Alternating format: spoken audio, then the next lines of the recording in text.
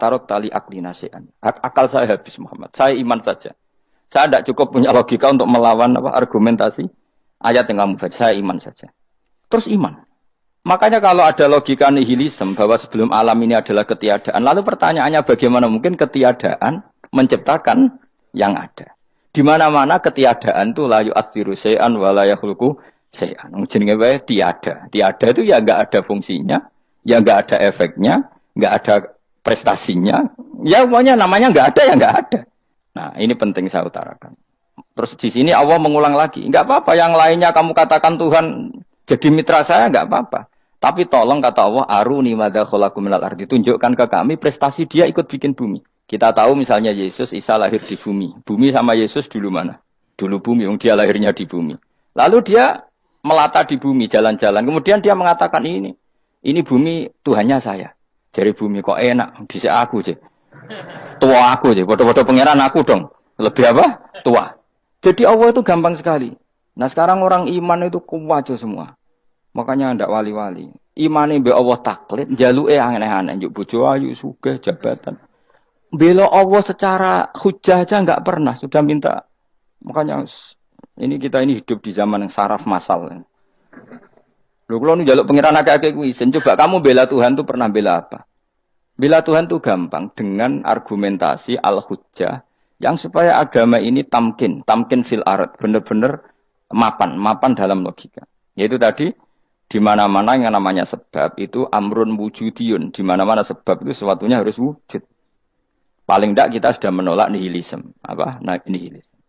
Lah wujud karena wujud awal harus berstatus prima. Lah prima itu dalam bahasa ulama disebut wajibil wujud. Makanya ulama dulu ngelatih kita itu pertama Allah itu siapa? Zat sing wajibil wujud. Itu satu filosofi yang luar biasa. Nah, kemudian setelah itu ada setan-setan kecil yang nganggur, yang iseng. Nah itu nggak usah kamu perhatikan. Tinggal delok TV, ngopi, terus tinggal nyate kelata. Enggak saya tamak, pingsan dhewe. Syukur-syukur stres dhewe. Dugaan saya setan saya wis pingsan, kurang gizi. Karena memang setelah itu setan goda gini. Lalu sebelum Allah jangan-jangan ada wujud yang lain. Lalu Allah sendiri awal mulanya gimana? Kata Nabi, jika ada pertanyaan seperti itu kamu harus berhenti. Tinggal delok TV atau tinggal penting delok dangdutan. Ya kalau kepeksa ora apa-apa, kelasem ae. Saya tidak menghalalkan tapi kan sudah kamu lakukan. Karena itu lebih baik ketimbang pertanyaan filsafat. Banyak orang yang dulu sholat ketika sekolah filsafat tidak sholat. Alasannya sampai menemukan jati diri itu Tuhan. Dan itu bahaya sekali karena Nabi berkali-kali bilang kamu jangan mikir tentang Allah pasti rusak. Orang kok mungkin rusak dari Nabi pasti rusak. Nah cara menghentikan gimana? Karena setan ini makhluk, akal-akalannya gampang. Tadi tak warai, saya sebagai ulama atau sebagai manusia atau sebagai orang awam atau sebagai siapa saja, kadang ada pertanyaan seperti itu. Tak tinggal anggeling darmo, kan pusing setan, kan ngenteni. Weh, ngenteni bar lo anggeling darmo. Bariku aku lesu mangan mie, bar mangan mie waret turu, kan dia ngenteni terus mau bikin was-was lagi. Ternyata saya sibuk kan nggak bisa masuk deh. Bangun tidur aku selali pertanyaan tadi, dinteni. Nah, dia masuk lagi aku sibuk ngajak anak jalan-jalan. Jadi saya kalau jalan-jalan di pasar itu enteni santai wae. Itu memang resep dari Rasulullah. Jangan sampai orang terjebak filsafat yang sampai menanyakan eksistensi Tuhan. Dan dia tidak mau iman, tidak mau sholat, tidak mau puasa sampai menemukan Tuhan itu siapa. Itu jelas minas syaitonir rajim, itu perilaku setan. Makanya Rasulullah setiap ditanya sahabat gitu itu Nabi guyu-guyu. Dan guyunya Nabi itu kata Nabi, baguslah kalau kamu takut Tuhan kalah kata Nabi. Nabi gojok gitu. Maka ada ulama yang punya seni berargumentasi yaitu Imam Ghazali. Jika setan tanya kamu lalu sebelum Allah jangan-jangan ada wujud yang sebelum Allah. Kata Imam Ghazali, ya itu saja yang Tuhan, yang Allah ini enggak jadi Tuhan. Ya berarti wujud sebelum Allah itu yang benar-benar Allah. Kalau kamu bayangkan lagi, jangan-jangan sebelum itu ada wujud lagi. Ya itu saja yang benar-benar Allah. Sehingga tetap Allah itu menang terus. Paham ya? Yang jelas jangan sampai didahului Adam. Karena kalau didahului Adam lebih ngeri lagi. Karena sesuatu yang enggak ada menciptakan yang ada. Itu lebih buruk lagi menurut akal. Menurut apa akal? Nah, daripada kamu enggak salim Imam Ghazali, tinggal saja ndelok. Tadi ndelok sinetron. Itu yang lucu aja. Tidak sing lucu-lucu. Pendelok apa mencari Tuhan. Pokoknya sing aneh-aneh, sing goblok-goblok, sing lucu-lucu. Sing perane wong apa? Lha saya sering diprotesi saya. Gus Salim jenengan kok sering delok sinetron sing ana dialog wong goblok-goblok. Wong goblok ku menarik cara kula. Apa ya? Cara pandang itu di luar dugaan saya karena kula berkali-kali lho kalah wong goblok. Jadi makanya ini tak cerita nih beberapa kali yang jari Gus Wak cerdas berkali-kali kalah wong goblok. Ada seorang santri itu ingin dibelikan bapaknya itu sepeda motor. Bapaknya wong desa, senengane ngrumat sapi wedhus. Lah, menurut saya ya orang tuanya itu mampu lah, sangat mampu untuk beli itu. Pak buat ditukokno mawon wong sepeda motor. Kata bapaknya, "Anakku nu jog mondok tak goblok, Gus." Wong jaluk kok sepeda motor, jaluk mobil ora ya goblok. Lah kok goblok, Pak? Jenenge donya iku Gus, sing lahirno donya kok sapi iku ndek anak, wedhus ndek anak jenenge donya. Di mana-mana jenenge donya sing lahirno donya. Iki donya kok mangan donya. Mergo motor iku kan tuku bensin, mobil. Iku cara dekne iku goblok Gus. Batin berarti kabeh kiai goblok perkarane tuku donya sing ngentekno donya. Cara dekne donya iku sing lahirno donya. Batin kok pinter iki batin. Untungnya saya ini ulama ya, ahli tafsir ya malu. Sebenarnya kalah itu ya malu. Tapi saya sebagai orang objektif fair, itu teori benar apa? Jadi donya iku ya sing lahirno donya. Donya kok mangan donya iku goblok. Untungnya dia dengan saya itu jaraknya 5 kilo 7 kilo karena 7 kilo. Lalu dia diterkon sepeda motor, aku tetap mau kalah. Pak, nanti jalan kaki saja. Karena kalau pakai motor ini kegoblokan kata saya. Terus mendingan nih, loh Gus mau kalah tak?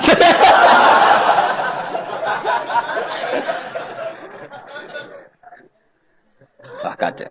Singkat cerita dia bersikeras, nggak mau beliin sepeda motor anaknya karena di mana-mana dunia gue sing lahirno dunia, nggak boleh dunia kok mangan. Ini satu kegoblokan yang agak ilmiah tadi. Nah Imam Asy'ari juga ngalami hal yang sama. Imam Asy'ari itu punya kita kalau ahli sunnah kan 2 partai ya. Ya dalam ahli sunnah itu hanya ada 2 partai juga. Kalau nggak Asy'ari ya Maturidi. Ya, dan sama-sama alim. Ya kalau terpaut ya paling 5%, 7% ya. Kealimannya Asy'ari dan Maturidi. Imam Asy'ari itu bikin logika yang jelimet seperti saya sekarang ini, logikanya yang jelimet tapi permanen. Jadi yang saya ajarkan tadi itu logika yang jelimet tapi apa? Permanen. Karena tadi alam raya ini kadung wujud. Kalau kadung wujud pasti pewujudnya yang menciptakan wujud pasti adalah kewujudan. Karena al-adam la yu'athiru syai'an. Di mana-mana kenihilan tidak yu'athiru syai'an. Ya sepakat ya, gampang kan? Tentu wujud ini prima disebut wajibil wujud. Lalu Imam Asy'ari itu bersikeras. Kalau imanul muqallid itu tidak diterima. Terus banyak yang keberatan ulama, tapi Nabi nyatanya yaktafi bi imanil a'rab al khalina anin nadur. Nabi nyatanya mencukupkan imannya orang-orang Bedui yang mereka itu kayaknya tidak bisa mikir. Ya, Nabi yaktafi bi imanil a'rab itu wong desa al khalina anin nadur yang mereka itu tidak bisa apa? Berpikir. Singkat cerita Imam Asy'ari survei. Coba ayo kita tanya orang-orang kampung. Ternyata kegoblokan orang kampung itu ya ilmiah, masyhur itu. Imam Asy'ari saja harus belajar dari wong awam, wong goblok-goblok. Kita kok ingin ya Badawi bima arafta rabbak. Kowe kok iman be Allah iku bima arafta rabbak. Lalu kamu tahu Tuhan kamu atas nama apa? Dengan logika apa? Jawabnya enak ya. Al-ba'ratu tadullu 'alal ba'ir wa atharul aqdam yadullu 'alal masir. Angger ana tletong ya ana ontane. Angger ana bekas delamaane wong ya ana sing bar liwat. Jadi misalnya ada bekas teracak anjing, berarti anjing habis liwat. Ada bekas apa ular ya berarti ular harus liwat. Ada bekas teracak manusia ya berarti manusia habis liwat. La wa hadzal alam atharun min athari qudratillah. Alam iki bekas, mesti ana sing gawe. Jadi Mas Ari pinter juga, mesti logikane gak jelimet tapi agar ana tletong ana sapine. Ana teracake wong berarti ana sing bar liwat. Dene ngomong gampang wa atharul aqdam ya dulu alal masir. Nah, terus Imam Asy'ari habis itu ngendikan, ya sudahlah dengan logika apa saja. Meskipun karena zori hadal Arabi sebagaimana cara berpikir Bedui ini, sementing ada nazar. Apa ada nazar. Ya nazar apa saja. Misalnya orang ahli matematika mungkin bilang angka dimulai dari 1. 0 itu akal-akalane Khawarizm. Mergo ini kebingungan nulis 10. Tapi tetap angka itu dimulai dari 1. Kalau misalnya 1 untuk mecah kesulitan ya harus dimulai 0,1. Tidak bisa 0 tok. Jadi 0 dulu itu untuk mematahkan kalau jumlah itu tidak sampai 1. Tapi faktanya jumlah itu kan pasti 1 karena dimulai dari wajibil wujud. Khawarizm itu ya pinter matematika. Saya juga punya ilmu hisamnya Khawarizm. Itu kan dia karena kebingungan angka pecah. Misalnya 1 tidak sampai 2. Mau tidak mau harus ditulis 1,5 misalnya. Paham ya? Lalu kalau sebelum 1, tetap dia harus 0,5. Lalu hakikat 0,5 itu kan bagian dari wujud apa bagian dari Adam? Tetap bagian dari wujud. Jadi 0,5 itu kan khayal kuliah. Tak warai ya. Mungkin saya ada ahli matematika ala wong kampus, tapi saya tahu Kang, ala Islam itu lebih gampang. Misalnya gini, sesuatu itu kadung kamu putuskan itu satuannya 1. Tentu ketika separuh kamu katakan baru separuh. Tapi sebetulnya ketika satuan itu kamu katakan 10, yang separuh itu sudah 5. Itu kan terserah sing bagi, no? Terserah sing bagi. Ya iya dong, misalnya 1,5 juta, 5-nya artinya apa coba? 500.000 kan. Sekarang kalau 100.000, 5-nya jadi berapa? 50. Kalau 1,5 jadi. Nah itu kan terserah satuannya apa? Tapi tetap dari 0,5 itu tetap menunjuk sesuatu yang wujud. Yaitu 5-nya sebetulnya apa? 5 yang separuh tadi. Paham sih kalau maksud? Tetap nggak bisa sesuatu dimulai dari apa? 0. Nah, makanya kata Abdul Hamid Khan kalau dalam mendidik tauhid, itu gampang saja tadi. Alam raya ini kadung maujud. Kalau kadung maujud pasti disebabkan oleh sesuatu yang wujud. Karena wujud pencipta harus berstatus prima. Lah prima ini atau premium ini kita sifati wajibil wujud. Atau kamu katakan apalah kausa prima atau musabibul asbab. Nah kelirunya kita dalam berislam itu, kritiknya para ulama, kita ini nyebut Allah dulu baru menceritakan status Allah. Kalau zaman Nabi itu dibalik. Status wajibil wujud itu kita terangkan dulu, baru yang oleh Islam itu namanya Allah. Paham ya?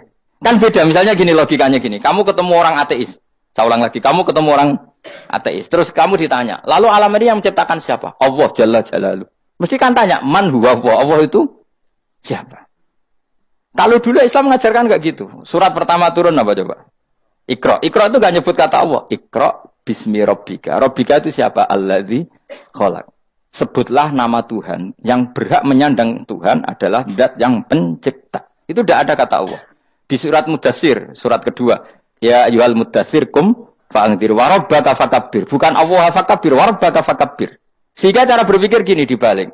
Sebutlah Tuhan kamu. Tuhan itu siapa? Yang berstatus Tuhan adalah zat yang berstatus pencipta. Nah, lalu pencipta ini oleh Islam dinamai Allah. Kalau orang ateis kamu langsung bilang Allah, man huwa Allah. Berarti pertanyaannya Allah itu siapa? Lalu kamu jelaskan Allah adalah pencipta. Allah adalah wajibil wujud. Tentu lebih gampang kamu terangkan. Makanya Al-Quran menerangkan amuhuliku min ghairi syai'in. Maknanya saya di sini maknanya ya Allah. Apa? Allah. Apakah mereka diciptakan tanpa pencipta? Tentu setelah Islam tahu itu namanya siapa? Allah.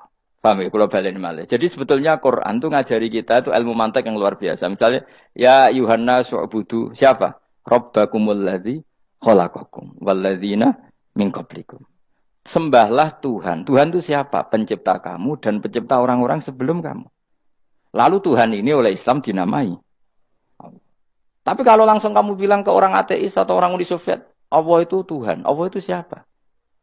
Sebab itu di beberapa ayat dijelaskan dulu status Allah. Sifatnya Allah, keakhasan Tuhan.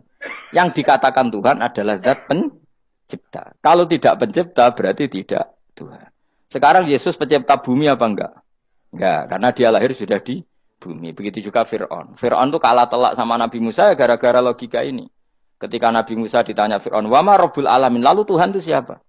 Kata Musa, Rabbus samawati wal ardi. Yang menuhani langit dan bumi. Jadi Fir'aun, enggak, ma'alim tulakum min ilahin wairi. Saya jalan-jalan kemana-mana yang dikatakan Tuhan oleh masyarakat saya. Nah, kurang ajar Fir'aun.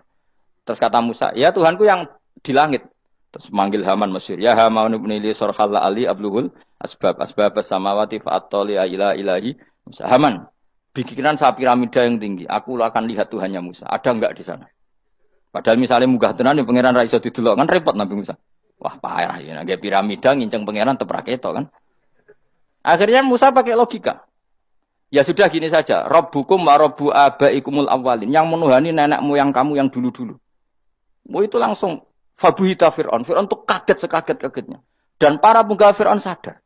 Wah kalau Fir'aun yang Tuhan, babanya tanpa Tuhan. Kan Tuhannya balita kan gitu kira-kira. Tuhannya balita. Tuhannya barulah. Itu kan jadi logika yang mematikan. Kalau Fir'aun Tuhan, berarti mbah-mbahnya dulu yang wujud itu tanpa Tuhan. Karena Tuhannya baru lahir. Ini ada Tuhan kok datang terlambat ini kan. Akhirnya para punggawanya Fir'aun iman. Macam gendeng ya, Fir'aun itu gendeng. Itu pentingnya logika. Rabbukum wa rabbu abaikumul awwalin. Nah sekarang orang tuh nggak belajar logika. Iman bi Allah orang mantep ning ati, ijek iso diguncang setan, jalukane wis aneh-aneh. Jaluk swarga, jaluk gak mutu cara. Gak mutu. Makanya banyak wali kalau ditanya, kamu masuk surga sama sholat milih mana? Milih sholat. Kenapa milih sholat? Di surga itu demi khadun nafsi saya, poya saya. Tapi kalau saya sholat itu untuk hakku. Saya sebagai hamba, identitas kesejatian saya adalah menghamba. Soal nanti Allah bikin bonus surga silahkan. Maka sebenarnya masuk surga itu ada urutannya. Sebagai orang alim saya urutannya adalah berkampanye sesering-seringnya membuat logika supaya orang mudah ke Allah dan Rasul. Makanya di Quran tuh gak ada orang disuruh masuk surga dulu itu. Ya Tuhan nafsul mutmainnah irji'i ila rabbiki. Kamu kembali ke Tuhan kamu dulu. Bahwa kamu makhluk yang butuh Tuhan. Fadkhuli fi ibadi. Kamu masuklah berstatus hamba dulu. Kesestatusan Anda sebagai hamba ini matangkan dulu. Bahwa saya ini hamba. Dibuktikan dengan suka sujud, suka ngamal, suka sedekah, suka tawadhu. Saya sebagai orang alim sebenarnya gak suka mulang. Karena takut. Nak kue pinter kok nyanyi aku, nak goblok sawangannya metodeku gagal. Kan dua-duanya ini merugikan saya sebetulnya. Saya ulang lagi ya, nak pinter kayak nyanyi aku. Kan ya mungkin juga, senajan rodok mokal mungkin. Sanggep ae rodok mungkin. Pemane nak sing ndik kan yo, biasanya hasud ndik. Wah itu sebenarnya rugi semua, tapi Allah yang memerintahkan hak wong alim kudu mulang. Perhitungan itu tak buang semua. Sing ape nyanyi nggih monggo, sing tetep goblok nggih. Monggo, pokoknya Allah ngutus mulang ya napa? Mulang. Meskipun tadi potensinya itu dua-duanya buruk, sing alimnya ini. Kemudian nak mubalak terus didol ilmu kurang untuk royalti, tambah parah lagi itu. Nah, aku enggak pakai logika ikhlas. Pakai logika selesai semua, ya disuruh Allah ya sudah. Saya ulang lagi ya, makanya saya minta ya. Surat Tur itu dibaca. Makanya baca Quran itu jangan terlalu egois, jaluk swarga. Statusnya dulu itu fadkhuli fi ibadi. Kehambaan Anda posisikan yang mantap. Lagi wadkhuli jannati. Sekarang enggak dibalik orang ini masuk surga dulu. Kayak surga di kapling. Terawih arang-arang kowe jaluk Lailatul Qadar. Lailatul Qadar wis kliwat. Wingi wis Dzulhijjah wingi kan Pak. Sebagian ulama berpendapat Lailatul Qadar itu fi kulli sanatin. Apa fikuli? Karena Lailatul Qadar berdasar nuzul Quran dan nuzul Quran itu bisa saja hari Arafah, bisa hari apa. Ada ulama mengatakan Ramadan, tapi bisa tanggal 1. Nah, kamu kan pemalas ikut yang partai 21, 23 karena kan wis akhir-akhir kan wis enteng. Sebenarnya Anda milih 21 berdasar ilmu apa berdasar enak lah, nak terbatas waktunya kan. Kan lebih sempit apa? Lebih apa? Sempit. Ya saya ulang lagi ya. Jadi Allah kalau ngajarkan hujah itu gampang sekali ya. Tadi amkhuliku min ghairi syai'in. Enggak apa-apa saya ada Tuhan kata Allah. Tapi kamu harus punya logika. Alam raya ini diciptakan tanpa pencipta. Mau enggak kamu punya logika seperti itu? Bahwa alam ini yang wujud diciptakan oleh sesuatu yang tidak wujud. Mau enggak kamu punya logika itu? Enggak mau kan? Namanya wujud tentu diciptakan super wujud. Dan super wujud itu wajibil wujud. Dan itu Tuhan kita yang oleh Islam dinamai Allah. Bang, makanya nyebut Allah itu di surat-surat awal Quran tidak ada. Coba, awal surat Quran itu surat apa coba? Iqra kan? Iqra itu ada enggak kata Allah? Enggak ada. Iqra bismi rabbika. Rabbika itu siapa? Allazi khalaq. Surat Mudatsir sama. Ya ayyuhal mudatsir qum fa'anzir wa rabbaka fakabbir. Ya sudah seperti itu. Ya ayyuhan nasu ubudu rabbakum. Rabbakum itu siapa? Allazi khalaqakum. Nah, kita ini keliru metode. Pemene wong tukang wiridan Allah. Tapi ra roh Allah iku sing sapa? Ya dia Allah. Dia nyifati Allah mau sing ngekeki swarga, sing ngekeki dhuwit, sing ngekeki widadari. Jadi Allah disifati sesuai selera yang menguntungkan dia. Bahwa Allah ini yang ngampuni saya, kemudian saya masuk surga, kemudian ngeloni widadari. Makanya kalau dia jadi wali tak demo. Tak laporkan MK pokoknya. Tak suluh. Karena ini wali pecundang. Bagaimana mungkin calon wali pikirannya khadun nafsi? Kalau ulama agak gitu, mendikan Allah itu zat paling penting di dunia, maka akan sama.